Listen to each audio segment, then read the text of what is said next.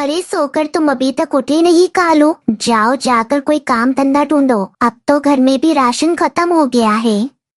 मैं रोज काम ढूंढने जाता हूँ मगर मुझे कहीं पर काम मिलता ही नहीं, तो मैं क्या करूँ? सब पक्षी काम करते हैं और एक तुम हो कि तुम्हें कहीं पर काम ही नहीं मिलता। अगर आज तुम काम पर नहीं गए तो मैं भी आज अपनी माँ के घर चली जाऊंगी। यहाँ भूखा मरने से तो अच्छा है कि मैं अपनी माँ के घर चली जाऊं। पिंकी, तुम फिर गुस्सा हो गई। चलो अब जाने दो, मैं अभी जाता हूँ और आज तो मैं काम ढूंढ कर ही घर वापस लौटूंगा। फिर कालू कौवा अपने घर से निकल जाता है। वो जानता था कि अगर आज उसने कोई भी काम नहीं ढूंढा तो उसकी पत्नी सच में उसे छोड़कर अपने मायके चली जाएगी। ये सोचते हुए कालू उड़ता हुआ जा रहा था कि तभी उसकी नजर एक जामुन के खेत पर पड़ती है, जहाँ एक बहुत ही सुंदर जामुन का घर भी बना हुआ था। मैं इस जामुन के बाद में जाता हूँ, हो सकता है कि मुझे यहाँ कोई काम मिल जाए। ये सोचकर कालू जामुन के बगीचे में जाता है। वहाँ टुनटुनी चिड़िया बैठी हुई थी, जो कि उस खेत की मालकिन थी। चिड़िया बहन, मैं कालू कौवा हूँ और मैं पहाड़ों वाले जंगल से आया हूँ। बताओ कालू, आपको कितने किलो जामुन लेने हैं? नहीं चिड़िया बहन, मैं जामुन लेने नहीं बल्कि मुझे कोई काम करना है। आपके जामुन के खेत में मेरे लायक कोई काम है? काम वाली की तो चिड़िया को भी जरूरत थी, इसलिए वो कालू से कहती है, क्या तुम खेत के काम कर लेते हो? सब कर लेता हूँ मैं, फल तोड़ना, खेत में पानी देना और बाकी सब भी कर लेता हूँ। तो फिर ठीक है, तुम बाकी पकी हुई जामुन तोड़कर टोकरियों में भरना और अच्छे से खेत की रखवाली भी करना। कालू, अगर तुमने अच्छे से काम किया तो मैं तुम्हारे पैसे भी बढ़ा दूंगी। ठीक है चिड़िया बहन, मैं काम बहुत अच्छे से करूँगा, लेकिन चिड़िया बहन मुझे थोड़े से जामुन ही दे दो। मेरी पत्नी को जामुन बहुत पसंद है, मैं तो उसके लिए ले जाता हूँ। फिर कालू कौवा टुनटुनी चिड़िया के खेत से थोड़े से जामुन लेकर अपने घर चला जाता है। पिंकी, जरा मुझसे पूछो तो आज मेरे पास तुम्हारे लिए क्या है। यह देखो, जामुन खाओ। और तुम्हें पता है मुझे काम भी मिल गया है। मैं कल से जामुन के खेतों की रखवाली करने जाया करूँगा, वो भी टुनटुनी चिड़िया के खेत में। और तुम्हें पता है उसके पास तो एक बड़ा जामुन का घर भी है। कालू जी, ये जामुन तो बहुत मीठे लगते हैं। अब तो मैं रोजाना मीठे मीठे जामुन खाया करूंगी। काश कालू जी हमारे पास भी जामुनों का घर होता तो कितना मजा आता। फिर अगले दिन से कालू कौवा अपने काम पर चला जाता है और वो तो अपने साथ अपने दोपहर का खाना भी बांध कर ले जाता है। वहाँ जाकर तो कालू ढेर सारे जामुन तोड़कर अपने पास रख लेता है और उन्हें खाने लगता है। जामुन तो इतने मीठे थे कि वो खाए जा रहा था और फिर खाने के बाद वो अपने काम पर लग जाता है। सुनो कालू, अब तुम टोकरी लेकर ये सारे पके पके जामुन उसमें भर लेना। मैं शाम को आऊंगी। अब मैं चलती हूँ, अपने जामुन के घर में थोड़ा आराम कर लेती हूँ। ठीक है चिड़िया बहन, आप जाएं और आप चिंता न करें, मैं सारा काम अच्छे से कर लूँगा।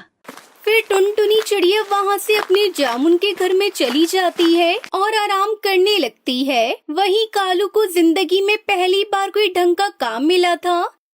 पहले तो पेट भरकर जामुन खा लेता हूँ, फिर देखता हूँ आगे क्या काम करना है।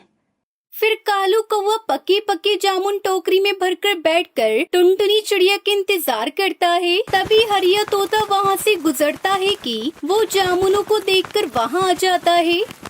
साहब जी, क्या ये जामुन का खेत आपका है? क्या तुम अंधे हो? अगर मैं यहाँ बैठा हूँ तो ये खेत भी तो मेरा ही हुआ ना। माफ करना साहब जी, मुझे 1 किलो जामुन लेने हैं, क्या मिल सकते हैं?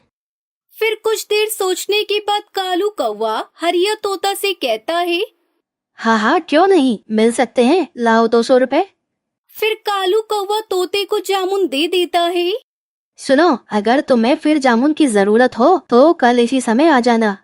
तुम्हारे खेत के जामुन बहुत मीठे हैं और मेरी पत्नी को भी जामुन बहुत पसंद है, इसलिए कल मैं फिर से जामुन लेने जरूर आऊँगा। फिर हरिया तोता जामुन लेकर वहाँ से चला जाता है। थोड़ी देर बाद टुनटुनी चिड़िया भी वहाँ आ जाती है। कालू, काम हो गया क्या? हाँ चिड़िया बहन, मैंने काम तो कब का कर दिया है, क्या मैं जाऊँ? हाँ तुम जाओ, लेकिन इसमें क्या है?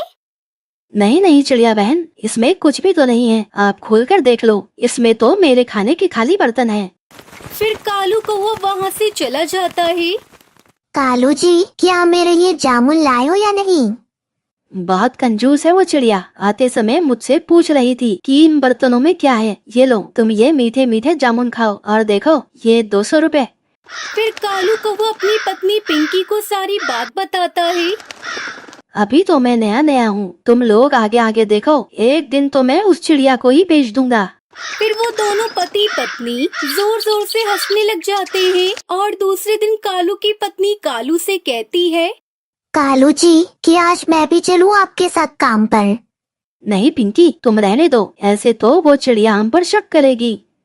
कालू, तुम पागल ही हो। मैं तो तुम्हारे साथ काम करवाऊंगी, और ऐसे तो वो चिड़िया खुश होगी कि एक लोग की तनख्वाह में ही तो काम करने वाले मिल गए। फिर पिंकी चिड़िया भी कालू के साथ जाती है। इतने सारे पके पके जामुन देखकर और टुनटुनी चिड़िया का जामुन का घर देखकर पिंकी तो पागल हुए जा रही थी। अरे कालू, ये तुम्हारे साथ कौन है?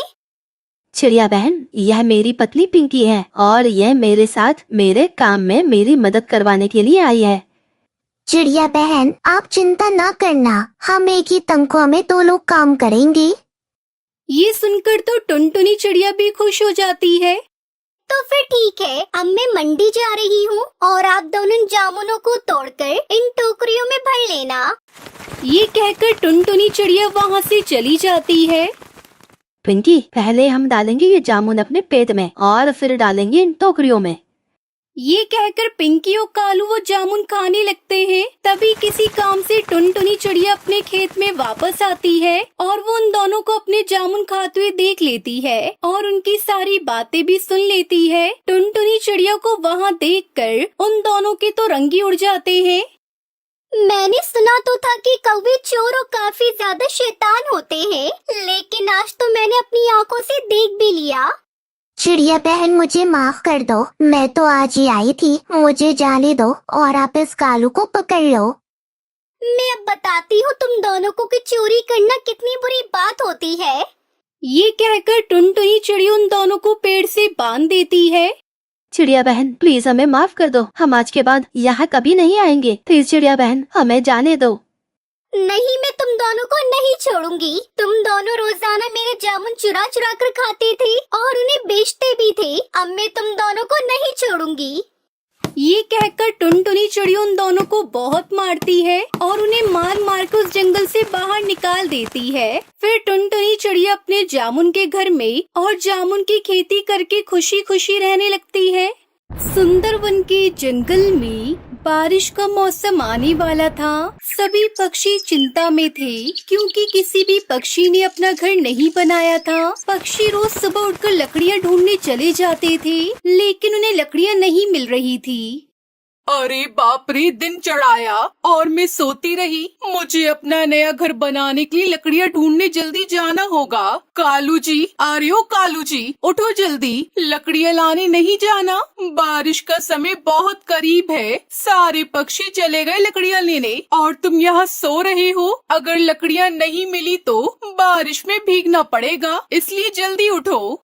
वहीं दूसरी तरफ टुनटुनी चिड़िया ने भी अभी तक अपना घर नहीं बनाया था। वो भी इस बारिश के आने वाले मौसम से बहुत परेशान थी क्योंकि उसके 2 छोटे बच्चे भी उसके साथ थे। उसके पति की मौत 2 महीने पहले हो चुकी थी, जब से घर की सारी जिम्मेदारी टुनटुनी चिड़िया पर ही आ गई थी।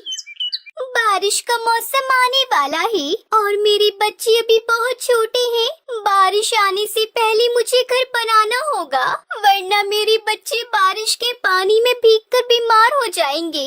मुझे बच्चों को छोड़कर लकड़ियाँ ढूंढने जाना ही होगा।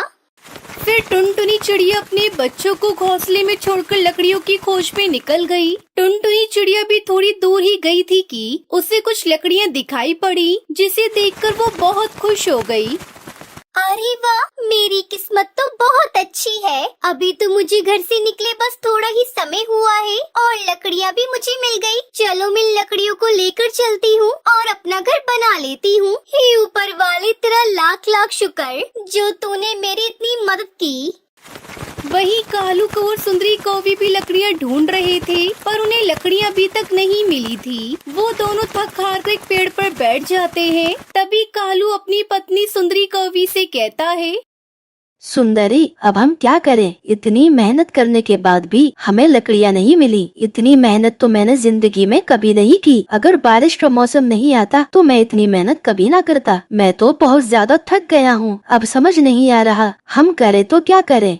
हाँ हाँ कालू, सोते रहो दिन भर आलसी कहीं के। जरा सा क्या काम कह दिया तुम तो अपना रोना लेकर बैठ गए। अरे ये क्या कालू, देखो मैं क्या देख रही हूँ। कालू वो देखो, टुनटुनी चिड़िया को लकड़ियाँ मिल गई। वो लेकर जाने ही वाली है। बस एक हम है जो लकड़ियों के लिए मारे मारे फिर रहे हैं और हमें लकड़ियाँ नहीं मिल रही। लगता है मुझे कुछ करना होगा। कालू अब देर मत करो, चलो हम चिड़िया के पास चलते हैं और उससे लकड़ियाँ छीन लेते हैं। हाँ हाँ सुंदरी, तुम सही कह रही हो, ये ठीक रहेगा। अगर ज्यादा चू चपड़ करेगी चिड़िया तो उसे हम चोंच मार देंगे। ऐसी सलाह मशवरा करके कालू, सुंदरी, कौवी टुनटुनी चिड़िया के पास आते हैं। अरे टुनटुनी चिड़िया, तुम ये क्या कर रही हो? ये लकड़ियाँ हमने यहाँ ढूंढ ढूंढ कर रखी हैं और तुम इन्हें ले जा रही हो। सभी को तो ज्ञान देती फिरती हो। चोरी करना पाप है और खुद लकड़ियाँ चुरा रही हो। तुम्हें शर्म नहीं आती ये सब करते हुए? अरे कालू, सुंदरी, आप ये क्या बोल रहे हैं? ये लकड़ियाँ तो कब से यहाँ पड़ी हैं। आप दोनों झूठ बोल रहे हो। मैं ये लकड़ियाँ आपको नहीं दूंगी। मैंने इन लकड़ियों को सबसे पहले देखा था, इसलिए लकड़ियों पर मेरा हक है।